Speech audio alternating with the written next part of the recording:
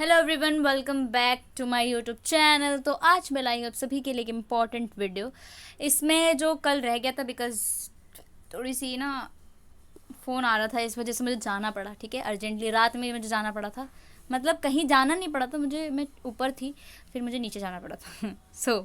तो हम आज इसका पार्ट 2 करने वाले हैं। जितना मैंने छोड़ा था आज कंप्लीट करके जाएंगे, कुछ भी हो आज। ठीक है, कोई बुलाए आ जाए, मुझे उठा के ले जाए, तब भी मैं आपका लेक्चर रिकॉर्ड करूँगी। ठीक है, तो चलिए स्टार्ट करते हैं जोक सपाट। बाकी हमने जहाँ पर थे, ठीक है, ये आपका कौन सा पेपर था? जून 23 का केमिस्ट्री 133 जून 23। और आपको मैंने बता ही दिया था कि chemical energetics equilibria and functional group organic chemistry 1। So start कर लेते हैं। अब हम थे क्वेश्चन नंबर 5 पे थे। ठीक है, 5 में मैंने आपको बताया था कि जब आपका डेल्टा जी नॉट इक्वल होता है 0 के, तब आपका इक्लिब्रियम रिएक्शन कैसी होती है? तो वो इक्लिब्रियम पे हो जाता है, यानी कि आपका इक्लिब्रियम रीच कर जाता है। डेल्टा जी नॉट अगर 0 हो गया, यानी कि आपका वो रिएक्शन इक्लिब्रियम पे, right. Equilibrium constant for the reaction, आपको इक्लिब्रियम कांस्टेंट लिखना था, ये भी मैं बता चुकी थी। उसके अलावा यहाँ पे जो आपको करना है ना, केसी लिखना है यहाँ पे। तो देखिए, केसी अगर इक्वेशन आपका इस तरीके से लिखा है तो आप केसी कैसे लिखोगे? आपको पता ही है कि आपने केसी लिखना है तो कैसे लिखना है, प्रोडक्ट अपॉन रिएक्टेंट करना है। NH3 यानी NH3 की कंसंट्रेशन आप ऊपर कर दोगे, ये हाफ है, यानी N2 जो होगा उसकी पावर हाफ हो जाएगी, और यहाँ पे 3/2 यानी H2 जो होगा उसकी पावर 3/2 हो जाएगी। बस यहाँ पे रिप्रेजेंटेशन नहीं लिखना है। ठीक है, उसके अलावा यहाँ पे देखो, केसी का आपको डिकम्पोजिशन दिया हुआ है अमोनिया का। ठीक है, अमोनिया गैस का डिकम्पोजिशन दिया हुआ है। What is the value of KC? तो केसी की वैल्यू कैसे होगी? ठीक है, इस तरीके से आपको वाला, तो हम इसी पे देख रहे थे। पिंकी के पास चलते हैं फिर हम। ठीक है, तो आपने केसी लिख लिया। आपको पता है केसी किस तरीके से लिखना है, प्रोडक्ट अपॉन रिएक्टेंट लिख दोगे। प्रोडक्ट में आपका क्या है, रिएक्टेंट में आपका क्या है, ठीक है, रिवर्स डिकम्पोजिशन हो रहा है अमोनिया का। तो यहाँ पे पता है कि अमोनिया आपका रिएक्टेंट बन चुका है इस बार, है ना, और N2 और H2 क्या है, आपका प्रोडक्ट बन चुका है। तो इस तरीके से आप ये लिखेंगे। तो अगर आपको केसी निकालना है इस रिएक्शन से, तो आपका केपी जो दिया होगा ना, केपी और केसी के बीच में रिलेशनशिप लिखोगे, यानी KP is equals to, sorry, KC लिखोगे ना, KC is equals to KP RT, sorry, KC is equals to KP delta n RT, यही था ना। यानी कि आप पहले यहाँ पे मोल निकाल लोगे, उसके बाद KP और KC का रिलेशनशिप निकाल के फिर आप निकाल लेना इसको। ठीक है, एक बार कर देना, अगर ना समझ में आए तो मुझे क्वेश्चन मतलब कि कमेंट कर देना। ठीक है, इसके अलावा देखिए, इसके नेक्स्ट पार्ट पे चलते हैं हम, क्वेश्चन नंबर 6 पे। PDF चाहिए तो आप मुझे मेरे टेलीग्राम हैंडल पे मैसेज कर सकते हैं। ठीक है, इसके अलावा चलिए, बाकी आपको तो मैं सारा समझा ही रही हूँ, बाकी आपकी मर्जी है यारों।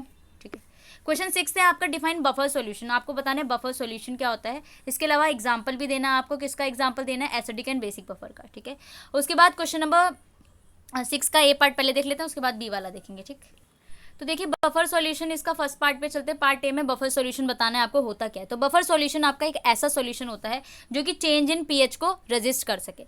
यानी अगर स्मॉल अमाउंट ऑफ एसिड आप ऐड कर दो बेस में, या फिर आप किसी भी सॉल्यूशन में small amount of acid add कर दो, या फिर आप बेस ऐड कर दो, तो इसके पीएच में जो चेंज आएगा उसको रेजिस्ट करने का काम आपका बफर सॉल्यूशन करता है। तो बफर सॉल्यूशन आपका बहुत ज़्यादा अच्छा सॉल्यूशन होता है, जिसमें अगर कुछ भी आप small amount of acid add कर रहे हो या फिर बेस ऐड कर रहे हो, इस सबके जो चेंजेस आते हैं ना पीएच में, उसको रेजिस्ट करने का काम आपका बफर सॉल्यूशन करता है। It consist of a weak acid and it's conjugate base होते हैं, वीक बेस एंड उसके कॉन्जुगेट एसिड होते हैं।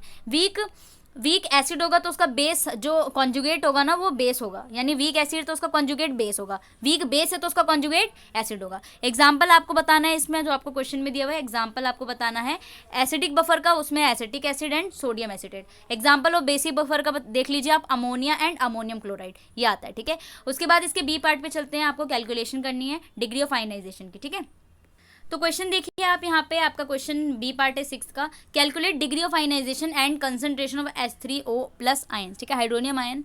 यहाँ पे आपको क्या दिया हुआ है, आपको क्या करना है, डिग्री ऑफ आयनाइजेशन निकालना है। कंसंट्रेशन 0.01 मोलर दे रखी है। फॉर्मिक एसिड दिया हुआ है 298 केल्विन का। K दिया हुआ है आपका, ठीक है, 2.1 इंटू 10⁻⁴ है 298 केल्विन टेम्परेचर पे। तो आपको क्या निकालना है, डिग्री ऑफ आयनाइजेशन निकालना है। आपका मोलर कंसंट्रेशन K भी दिया हुआ है। तो डिग्री ऑफ आयनाइजेशन का फॉर्मूला क्या होता है अब हम देखेंगे। चलिए, पिंकी ने हमें धोखा दे दिया यारों। यहाँ पे क्या बोल रही है कि आपको जब ऐसा कैलकुलेट करना है तो आपको लगाना है हेडरसन हैज़लबैक इक्वेशन, जहाँ पे आपका जो होता है पीएच इज इक्वल्स टू क्या होता है, PKA होता है। ठीक है, लॉग आपका concentration of A hydronium ion और H+ का कंसनट्रेशन होता है। ठीक है, उससे आप डिवाइड करना। तो आप लोगों को क्या करना है, इस क्वेश्चन के लिए, ठीक है। हेंडरसन हैशल बैच इक्वेशन लगानी है, वो इक्वेशन मैं आपको पढ़ा चुकी हूँ। और इसके अलावा हम इस क्वेश्चन में नहीं कर, इससे पहले वाले में भी शायद मैंने आपको कराया हेंडरसन हैशल बैच इक्वेशन, वहाँ पे आपका पीएच का कैलकुलेशन कराते। तो हाइड्रोनियम आयन का यहाँ पे मोलर की कंसंट्रेशन दी हुई है, बस आपको डिवाइड कर देना है और नेचुरल लॉग लगाना है, ठीक है।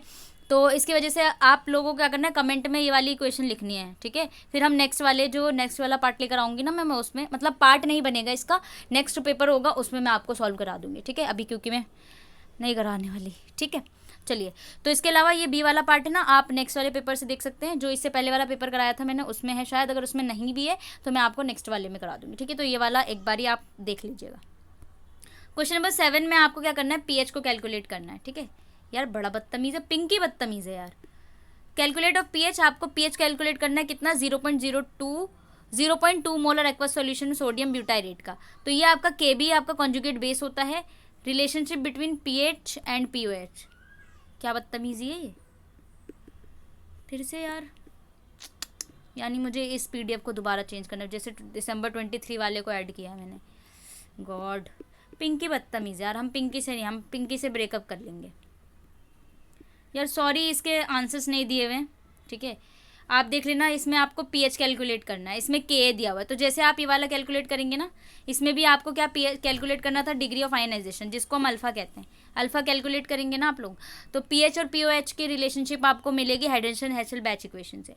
और जो आपको क्वेश्चन नंबर 7 के ए पार्ट में करना है, इसमें भी आपको पीएच दिया हुआ है और सोडियम ब्यूटाइरेट है, यहाँ पे के भी दिया हुआ है। तो आपको कैसे पीएच कैलकुलेट करना है, वो भी हेंडरसन हैशल बैच इक्वेशन से हो जाएगी। नहीं होता है तो मुझे कमेंट में बता दीजिएगा। ये 2 क्वेश्चन, ठीक है, उधार है आपके, ये मैं करा दूंगी, ठीक है, नेक्स्ट वाले पार्ट में। तो नेक्स्ट पेपर में ना मैं आपको ये वाला भी करा दूंगी, ठीक है। Sorry for this. What is common ion effect क्या होता है, और आपको बताना है एग्जाम्पल के साथ। पिंकी की वजह से हुआ है यार, मैं अलग से भी करा दूं, पर मैं आपको सॉल्यूशन के साथ कराना चाहती हूँ। 7th का बी देखते हैं। कॉमन आयन इफेक्ट क्या होता है आपका,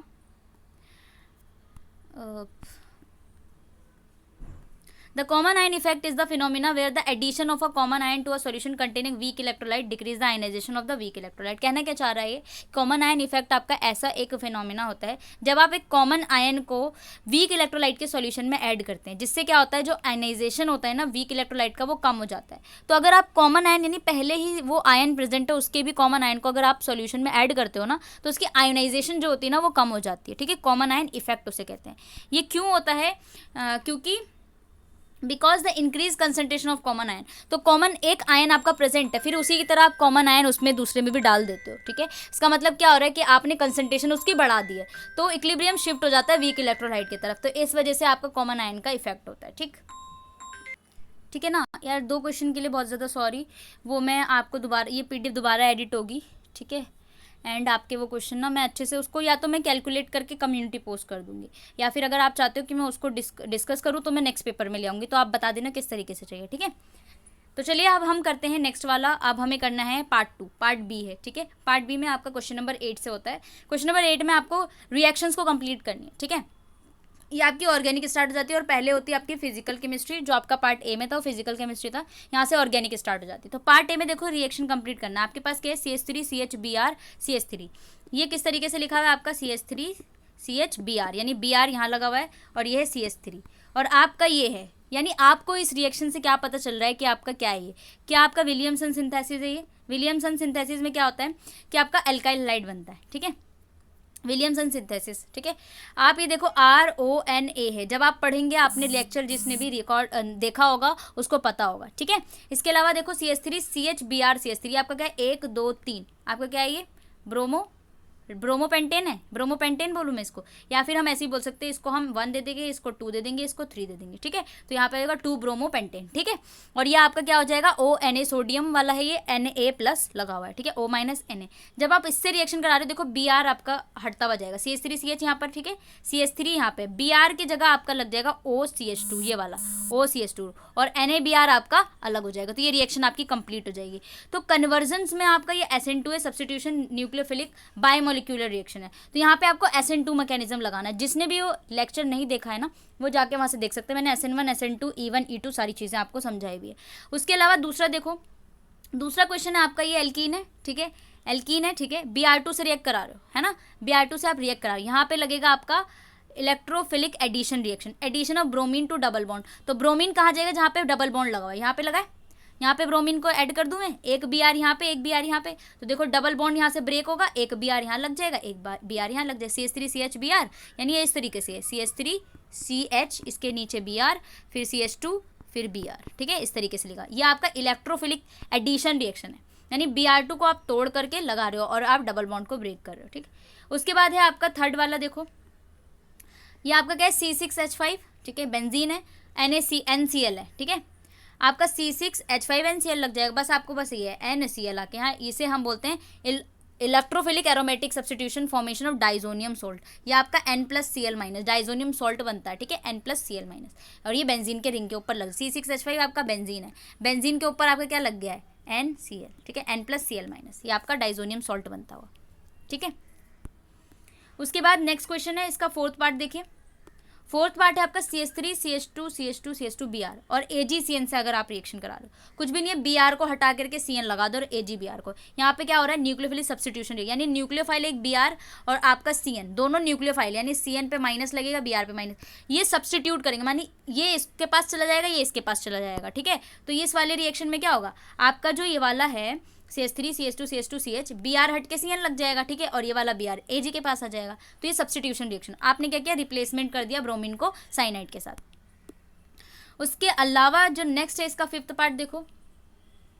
फिफ्थ पार्ट आपका CH3 CH2 ये आपका इथर है, इथर में क्या करोगे आप, इथर वाली की साइड हटा दोगे, ठीक है। अब देखो ये वाली साइड पूरी हटा दी मैंने, CH3OH, और इस H को मैं इसके साथ ले आऊंगी, तो देखो CH3OH बन जाएगा और ये I यहाँ पे रिप्लेस हो जाएगा। इसको मैं acid catalyse cleavage of an ether कहते हैं। आपको पता होना चाहिए इथर है, HI से रिएक्शन रहोगे तो OCH3 को आप तोड़ोगे, ठीक है, OCH3 में के पास ये H चला जाएगा तो OHCH3 बन जाएगा, यानी अल्कोहल बन जाएगा और इसके पास आयोडाइड लग जाएगा, ठीक है। क्वेश्चन नंबर 8 का ये दोबारा से आ गया A पार्ट। B पार्ट देखो, बेंजीन सब्स्टिट्यूशन रिएक्शन आपको बताना है, तो क्वेश्चन भी देख सकते हो आप। चलिए क्वेश्चन पे चलते हैं। देखो तो क्वेश्चन जो 8th का B पार्ट हुए, बेंजीन अंडरगो सब्स्टिट्यूशन रिएक्शन करता है even through it contains 3 double bond है, सब्स्टिट्यूशन रिएक्शन, ठीक है। तो आपका बेंजीन क्या कर रहा है, सब्स्टिट्यूशन रिएक्शन करता है, यानी सब्स्टिट्यूट करता है, इवन उसके पास 3 डबल बॉन्ड्स हैं। आपको पता है ना बेंजीन का स्ट्रक्चर किस तरीके से बनता है, बेंजीन का स्ट्रक्चर आपका कुछ इस तरीके से बनता है, देखिए ये आपका बेंजीन है, सॉरी क्या है ये, हम यहाँ बना लेते हैं, ये आपका बेंजीन है, एक benzene double bond double bond double bond, 3 double bond है, फिर भी आपका सब्स्टिट्यूशन रिएक्शन करता है, तो आपको रीजन बताना है। पिंकी के पास चलते हैं, पिंकी धोखेबाज है। तो यहाँ पे आपको क्या बताना था कि बेंजीन के पास 3 डबल बॉन्ड होते फिर भी वो एडिशन रिएक्शन क्यों नहीं करता, वो सब्स्टिट्यूशन रिएक्शन करता है। तो बेंजीन सब्स्टिट्यूशन रिएक्शन करता है और रेदर देन एडिशन रिएक्शन नहीं करता, क्योंकि इसके पास 3 डबल बॉन्ड है, 3 डबल बॉन्ड है तो इसके पास हायर स्टेबिलिटी हो जाती है एरोमेटिक रिंग की वजह से। दूसरी चीज़, इसके पास जो होता है रेजोनेंस स्टेबलाइजेशन होता है बेंजीन रिंग पे, इसी वजह से ये लेस रिएक्टिव हो जाता है एडिशन रिएक्शन पे, और आपका मोर रिएक्शन कहाँ पे करता है, वो सब्स्टिट्यूशन रिएक्शन पे, ठीक है। अब देखिए क्वेश्चन नंबर 9 क्या कहता है आपको, क्वेश्चन नंबर 9 का ये पार्ट है, विद एप्रोप्रिएट एग्जांपल आपको देना है कि अल्कोहल एंड फिनॉल एसिडिक होते हैं, which two is a stronger, और बताना है which of two is a stronger acid, इन दोनों में से आपका कौन सा स्ट्रॉन्गर एसिड है, अल्कोहल या फिर फिनॉल। चलिए आंसर पे चलते हैं। तो पिंकी ने आंसर क्या दिया, आप देखते हैं, acidity of alcohol and phenol, ठीक है। यहाँ पे हमें बताना है कि एसिडिक कौन है, अल्कोहल या फिर फिनॉल है, ठीक है। तो acidity of alcohol phenols are acidic, क्यों, क्योंकि इनके पास OH बॉन्ड है तभी वो एसिडिक है। तो ये क्या करते हैं, आपके डोनेट करते हैं प्रोटोन को, OH बॉन्ड में से H+ क्या होगा, डोनेट कर जाएगा। फिनॉल जनरली स्ट्रॉन्गर एसिड होते हैं अल्कोहल से, क्योंकि फिनॉक्साइड आयन जो होते हैं ना प्रोटोनेशन के बाद रेजोनेंस कर लेते हैं। अब आपका फिनॉल है, आपको पता है कि फिनॉल एरोमेटिक रिंग पे बनता है और अल्कोहल आपका चेन वाले एलिफेटिक पे बनता है, तो फिनॉल के पास एक एक्स्ट्रा स्टेबिलिटी आ जाती है रेजोनेंस की वजह से, इसीलिए जो एसिडिक कैरेक्टर सबसे ज़्यादा होगा वो फिनॉल का होगा, ठीक है। और बना दोनों रहे हैं, इनके पास OH आयन की वजह से, यानी कि डोनेट तो कर रहे हैं दोनों के दोनों प्रोटोन्स को, तो इनके पास दोनों के पास OH बॉन्ड है, ठीक है, लेकिन एक एरोमेटिक हो जाता है, एक एलिफेटिक हो जाता है, तो सबसे ज़्यादा स्टेबलाइजेशन किसके पास आ जाता है, फिनॉल के पास आ जाता है, ठीक है। चलिए इसके B पार्ट पे चलते हैं। तो देखिए हाउ वुड यू कन्वर्ट, आपको बताना है कि किस तरीके से आप इसको कन्वर्ट करेंगे। CH2Br है, उससे आपने बना दिया अल्कोहल बना दिया, यानी आपने क्या किया, अल्काइल हैलाइड से अल्कोहल बना दिया। अब इसके बीच में क्या रिएजेंट डालना है आपको, कैसे कन्वर्ट किया उसको देखना है, ठीक है। जल्दी जल्दी करा दो, 11% चार्ज है मेरे फ़ोन में, फिर कभी स्विच ऑफ ना हो जाए और फिर आपका रह जाए, पर ये कंप्लीट करा के ही जाना है मुझे आज। अब देखिए यहाँ पे पार्ट B में आपको क्या बनाना है, कन्वर्जन करना है, यानी आप ब्रोमोबेंजीन जो आपका स्ट्रक्चर था एक प्रोपेनॉल बनाना था स्ट्रक्चर है। ग्रिग्नार्ड रिएजेंट पहले फॉर्म करोगे आप, तो वहाँ पे डलेगा ग्रिग्नार्ड रिएजेंट। कैसे फॉर्म होता है आपका, CH5Br से आप Mg से फॉर्मेशन करते हो ड्राई ईथर में, तो आपका बन जाता है CH5MgBr। ये आपका क्या है, ग्रिग्नार्ड रिएजेंट है, ठीक है, ग्रिग्नार्ड रिएजेंट। उसके बाद आप फॉर्मल्डिहाइड से रिएक्शन कराओ, फॉर्मल्डिहाइड से रिएक्शन कराओगे तो जैसे ही आपका फॉर्मल्डिहाइड से आप MgBr यानी जो आपका ग्रिग्नार्ड रिएजेंट उससे रिएक्शन कराएंगे तो यहाँ पे आपका अल्कोहल बनेगा और MgBr2 बनेगा। उसके बाद हाइड्रोलिसिस करना है। हाइड्रोलिसिस कैसे करोगे, जहाँ जहाँ पे हाइड्रोलिसिस आएगा यहाँ पे HCl से रिएक्शन करानी है, फिर आपका क्या होगा, ये OH यहाँ से रिप्लेस होकर के Cl यहाँ पे ऐड कर जाएगा और वाटर रिलीज हो जाएगा। तो हाइड्रोलिसिस में क्या होता है, वाटर रिलीज होता है। उसके बाद स्टेप जो कन्वर्ट कर रहे हो आप अल्कोहल से अल्काइल हाइड से, ठीक है। तो जनरल अप्रोच जो है इसका वो क्या है, स्पेसिफिक रिएक्शन आपका जो होता है वो प्रोसीजर में डिपेंड करता है आपका कितनी डिज़ायरेबल एंड प्रोडक्ट की यील्ड होगी। तो MgBr से रिएक्शन कराओगे ना, उसके बाद आपको मिल जाएगा जो आपने वो बनाया है, प्रोपेनॉल बनाया है, ठीक है, ब्रोमोबेंजीन से, ठीक है। तो MgBr जो है ना आपका वो ब्रोमोबेंजीन ही था, ठीक है। ग्रिग्नार्ड रिएजेंट से रिएक्शन करा दो। फिर उसके बाद आपका है क्वेश्चन नंबर 10 जिसमें आपको कंप्लीट करनी है रिएक्शन। तो पार्ट ए में आप कंप्लीट करोगे रिएक्शन। तो यहाँ पे देखिए पार्ट ए में आपको कैसे करना है, आपके पास क्या है, बेंजल्डिहाइड को KCN से रिएक्ट कराओ, ठीक है। तो यहाँ पे क्या होगा आपका OH है, CN आके ऐड हो जाएगा, ठीक है। इसको हम साइनोहाइड्रिन फॉर्मेशन कहते हैं। यहाँ पे साइनाइड को एल्डिहाइड में ऐड कर देते हैं, तो ये आपका क्या होता है, cyanohydrin formation. Cyanohydrin in the sense कि आपका साइनाइड आयन जो होता है वो ऐड हो जाता है, ठीक है। इस तरीके आपको सारी नेम रिएक्शन अच्छे से पढ़ना है, तभी आप सॉल्व कर पाएंगे क्वेश्चंस, ठीक है। अब यहाँ पे दूसरा देखो आप, C6H5OH ये आपका अल्कोहल है, CHCl3 से रिएक्शन कराओ तो देखो आपका रीमन टीमन रिएक्शन होता है। रीमन टीमन रिएक्शन में आप फॉर्माइल फिनॉल बनाते हो। ये C6H5COCl यहाँ पे आके ऐड हो जाता है, NaCl अलग, इसको हम रीमन टीमन रिएक्शन कहते हैं। सारी नेम रिएक्शंस पूरा अच्छे से पढ़ना है, मैंने पूरे लेक्चर्स में आपको कराया है, ठीक है। ये देखिए आपका क्या है, CH3 है, 3 डिग्री अल्कोहल है, ठीक है। NaDMF से आप रिएक्शन कराते हो तो एल्कोक्साइड आयन बनता है। तो CH3C और ONA यहाँ पे जुड़ जाता है, बस यहाँ पे H रिलीज होके Na लग जाएगा और H2 रिलीज, तो इसको हम बोलते हैं एल्कोक्साइड आयन का फॉर्मेशन।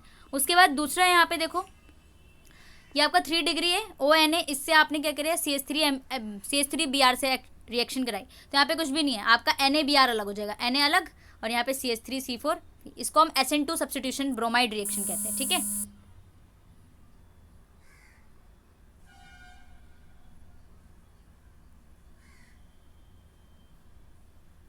चलिए उसके बाद आपको पार्ट बी में क्या करना है, सेटजेफ रूल क्या होता है उसको बताना है एंड उसका एग्जांपल है। सेटजेफ रूल क्या होता है, सेटजेफ रूल आपका कहता है कि in the elimination of hydrogen halide from an alkyl halide, जब आपका एल्काइल हैलाइड से हाइड्रोजन हैलाइड का एलिमिनेशन होता है तो मेजर प्रोडक्ट जो होता है वो आपका एल्कीन होता है with the greatest number of alkyl group. जिसके पास greatest number of alkyl group होगा ना, तो जो आपका मेजर प्रोडक्ट बनेगा वो एल्कीन बनेगा, जो कि डबल बॉन्ड से अटैच्ड है। दूसरे शब्दों में कहें तो मोर सब्स्टिट्यूटेड एल्कीन आपका जो है वो प्रीडोमिनेंट प्रोडक्ट बनेगा। तो सेटजेफ रूल के अकॉर्डिंग बोल रहा है कि जिसके पास एल्काइल ग्रुप ज़्यादा होंगे ना, वो आपका एल्कीन जो होगा मेजर प्रोडक्ट बनेगा, दूसरा वाला जो बनेगा वो आपका क्या बनेगा, माइनर प्रोडक्ट बनेगा। तो यहाँ पे एग्जांपल के लिए आपने यहाँ पे लिया कि एलिमिनेशन कर रहे हो HBr को फ्रॉम 2 ब्रोमोब्यूटेन, ठीक है। 2 ब्रोमोब्यूटेन कैसे बनेगा, आप 4 कार्बन ले लो, ब्यूटेन 2 ब्रोमो यानी 2 पे ब्रोमो लगा है, 2 ब्रोमोब्यूटेन आपने लिया। यहाँ पे आप क्या करा रहे हो, एलिमिनेशन करा रहे हो HBr का, ठीक है, यानी Br अलग कर रहे हो और एक H अलग कर रहे हो, इसका आप रिमूव कर रहे हो, ठीक है। तो जो 2 पॉसिबल एल्कीन्स बनेंगे, जब यहाँ पे आप रिमूव कर दोगे तो आपके पास बनेगा 1 ब्यूटीन और 2 ब्यूटीन। तो कैसे बनाओगे, 1 ब्यूटीन कैसे बनाओगे, 1 2 3 4, ये 1 ब्यूटीन और 1 2 3 4, यानी ये आपका 2 ब्यूटीन, यानी 2 पे आपका लगा हुआ है 2 ब्यूटीन। तो according to Saytzeff rule 2 butene आपका मेजर एल्कीन है, क्योंकि वहाँ पे जो है ना आपके पास ज़्यादा है, 2 ब्यूटीन है, ठीक है। तो 2 ब्यूटीन आपका मेजर प्रोडक्ट बनेगा और ये वाला 1 ब्यूटीन जो है वो आपका माइनर प्रोडक्ट बनेगा, ये बोलता है। क्वेश्चन नंबर 11 में आपको ना नेम रिएक्शंस लिखनी है। तो सबसे पहले आपका वुड्स रिएक्शन, आपने पढ़ा था वुड्स रिएक्शन भी मैंने आपको बताया था, ये कपलिंग रिएक्शन होती है। 2 एल्काइल हैलाइड लेंगे आप, सोडियम और पोटेशियम मेटल ले लो, हायर एल्केन बन जाता है। तो आपके 2 एल्काइल हैलाइड लिए मैंने, क्या लिया आपका CH3 CH2Br, ये आपका ब्रोमो एल्केन है, ब्रोमो एल्केन यानी ब्रोमो एथेन, ब्रोमो इथेन है, ठीक है। 2 मोल्स लेने हैं आपको, इसको 2 कंपाउंड लेने। Na से रिएक्ट कराओगे तो आपके पास एक एल्केन बन जाएगा, CH3 CH2 CH2 CH3 और NaBr अलग हो जाएगा, ये आपकी वुड्स रिएक्शन कहलाती है, ठीक है। दूसरी होती है आपकी सेंडमेयर रिएक्शन। यार नेम रिएक्शन बहुत इंपॉर्टेंट है, आपके कन्वर्जन में भी आ जाती है छुप के, और जो है डायरेक्टली भी पूछ लेते हैं, ठीक है। यहाँ पे आप क्या कर रहे हो, अमीनो ग्रुप को एराइल डाइजोनियम सॉल्ट से रिप्लेस करा रहे हो, किसमें, हेलाइडाइन में।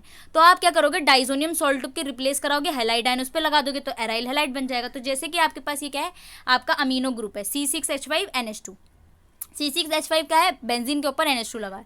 फिर आप NaNO2 और HCl से रिएक्शन कराओगे तो आप क्या करोगे, डाइजोनियम क्लोराइड बन जाएगा, ठीक है। डाइजोनियम क्लोराइड मतलब N2 + Cl- बन जाएगा। फिर आप रिप्लेस कराओ Cl से, तो C6H5 N2Cl है, आप CuCl लगाओगे तो Cl से रिप्लेस कर जाएगा, N2 अलग हो जाएगा, ठीक है, और CuCl2 अलग हो जाएगा। इस तरीके से आपका रिएक्शन होती है, जिसे हम सेंडमेयर रिएक्शन कहते हैं।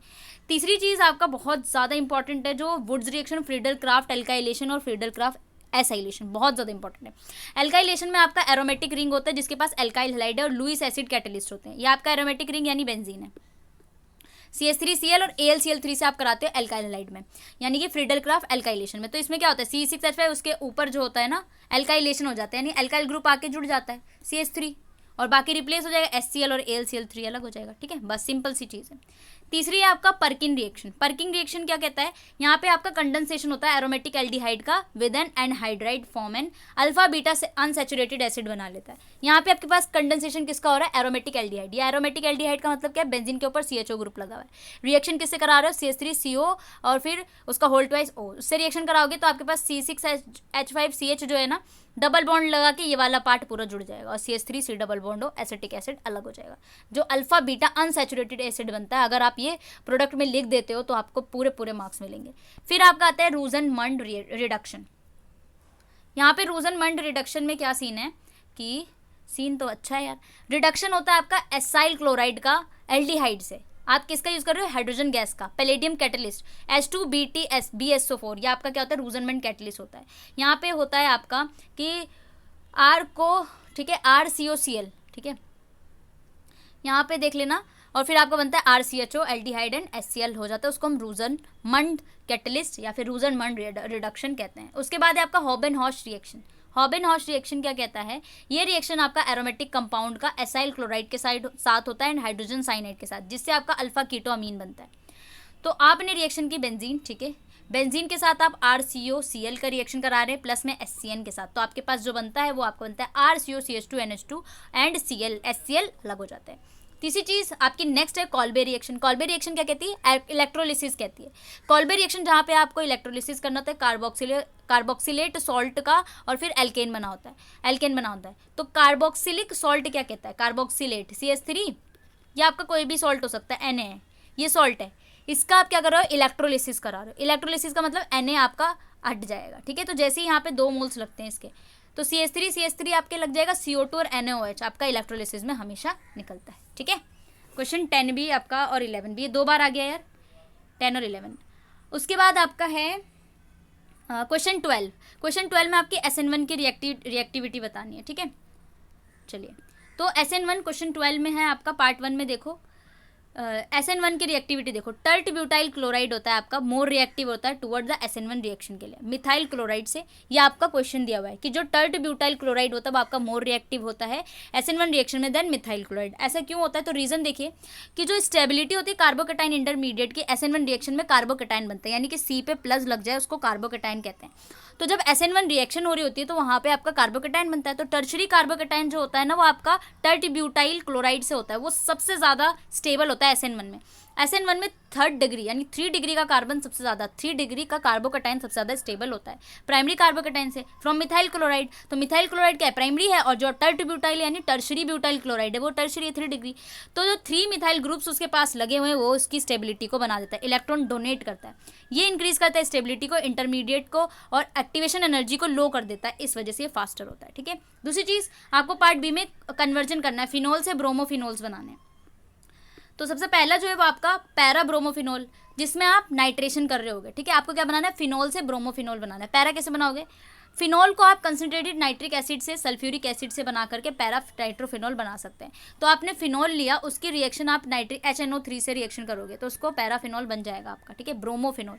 HNO3 से रिएक्शन करा के पैरा नाइट्रोफिनॉल बन जाएगा। नाइट्रोफिनॉल मतलब कि NO2 लग जाएगा, नाइट्रोफिनॉल है, ठीक है, पैरा लगेगा यानी है कि हाँ लग जाएगा। रिड्यूस करोगे अगर आप पैरा नाइट्रोफिनॉल को, ठीक है, किससे, रिड्यूसिंग एजेंट से, जैसे कि हाइड्रोक्लोरिक एसिड, तो आपका रिड्यूस हो जाएगा। डाइऑक्सीडाइजेशन का मतलब होता है पैरा अमीनोफिनॉल को पैरा डाइजोनियम क्लोराइड में कैसे करोगे, nitric oxide hydrochloric. Send mayor reaction से भी आप पैरा नाइट्रोफिनॉल बना सकते हैं। यहाँ पे है आपका रिएक्शन करो आप, जो डाइजोनियम क्लोराइड होता है उसको कॉपर ब्रोमाइड से, तो आपका ब्रोमोफिनॉल बन जाएगा, ठीक है। दूसरी चीज़ 2,4,6 ट्राई ब्रोमोफिनॉल कैसे बनता है। 2,4,6 ट्राई ब्रोमोफिनॉल का मतलब है आपका 2,4,6 ट्राई ब्रोमोफिनॉल यानी ब्रोमोफिनॉल, बी आर यहाँ पे और बी आर यहाँ पे और बी आर यहाँ पे, ठीक है। 2,4,6 यानी 2 पे लगा है और 4 पे लगा है, 6 पे लगा है, तो ब्रोमिनेशन होता है यहाँ पे। ये कैसे बना रहे हो आप, ब्रोमिनेशन। फिनॉल को आप ब्रोमीन वाटर से रिएक्ट कराओ, 2,4,6 ट्राई ब्रोमोफिनॉल डायरेक्टली बन जाता है। मल्टीपल ब्रोमीन जो होते हैं ना substituents, ortho and para directing होती हैं, जिससे फॉर्मेशन हो जाता है आपका ट्राई ब्रोमोनेटेड प्रोडक्ट का, ठीक है। अब यहाँ पे आपको क्वेश्चन नंबर 13, एक बार क्वेश्चन भी हम देख लेते हैं, साथ साथ में थोड़ा क्लियरिटी भी आ जाएगी, ठीक है। क्वेश्चन देखते हैं 13। क्वेश्चन 13 में देखो कि आपका क्या है कि how will you prepare an aldehyde from N acid chloride. आपको बताना है कि आप एल्डिहाइड को कैसे प्रिपेयर करेंगे एसिड क्लोराइड से, और एल्डिहाइड को अल्कोहल से किस तरीके से प्रिपरेशन करेंगे, ठीक है। तो चलिए इसका आंसर देखते हैं पिंकी के पास। तो देखिए आप एल्डिहाइड बना रहे हैं, आपको एसिड क्लोराइड से बनाना है। तो एसिड क्लोराइड में जब आप एल्डिहाइड बनाते हैं ना, तो रिड्यूसिंग एजेंट आपका लिथियम एल्यूमिनियम हाइड्रेट LiLH4 और सोडियम बोरोहाइड्रेट की जरूरत पड़ती है। फिर ये आपका रिड्यूस करता है एसिड क्लोराइड को एल्डिहाइड में। एसिड क्लोराइड जो होता है वो आपका एल्डिहाइड में रिड्यूस हो जाता है। किससे रिएक्शन करानी होती है, LiLH4 से। या आप रिएक्शन लिख के भी दिखा सकते हो। अल्कोहल से आपको ऑक्सीडेशन करना है बस, यानी जो एल्डिहाइड है उसको ऑक्सीडेशन कर दो। तो आप अल्कोहल से बना रहे हो ना एल्डिहाइड, तो अल्कोहल को ऑक्सीडाइज कर दो। ऑक्सीडाइजिंग एजेंट आप PCC ले लो जिसका नाम है पाइरिडीनियम क्लोरोक्रोमेट, ठीक है, या फिर आप DMP ले लो। ये ऑक्सीडाइज होकर प्राइमरी अल्कोहल को एल्डिहाइड में बना लेता है। तो आपका समझ लो अल्कोहल है CH3 CH2OH। इस तरीके से रिएक्शन शो कर सकते हो। इसके बीच में PCC डाल दो, उसके बाद आप एल्डिहाइड बना दो CH3 CHO,